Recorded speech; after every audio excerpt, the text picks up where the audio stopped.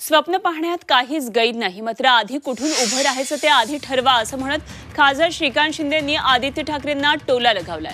आदित्य ठाकरे कल्याण लोकसभा मतदारसंघातून निवडणूक लढवणार असल्याची चर्चा गेल्या काही दिवसांपासून राजकीय वर्तुळात रंगली आहे आणि त्याचा श्रीकांत शिंदेंनी समाचार घेतलाय। वरळी, ठाणे की कल्याण, कुठून उभं राहायचं ते आधी ठरवा असं श्रीकांत शिंदे म्हणाले।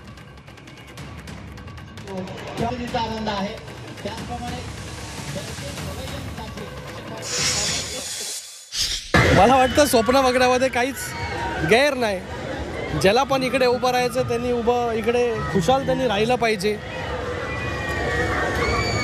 कॉम्पिटिशन पण पाहिजे त्या ठिकाणी, विरोधक पण चांगला पाहिजे, तरच लढाईला जी आहे ती मजा त्या ठिकाणी येईल। आणि मला वाटतं ज्यांना या ठिकाणी राहायचं आहे उभं त्यांनी पहिलं ठरवलं पाहिजे, वरळीतून उभं राहायचं आहे, ठाण्यातून उभं राहायचं आहे का कल्याणमधून उभं राहायचं आहे, हे पहिलं मला वाटतं ठरवलं पाहिजे। रोज जे असे स्टेटमेंट करत राहायचे की इथून उभं राहा, तिथून उभं राहा, तिथून उभं राहा, हे राजकारणामध्ये अशा सगळ्या गोष्टी होत नसतात। विकासाचा ध्यास म्हणजे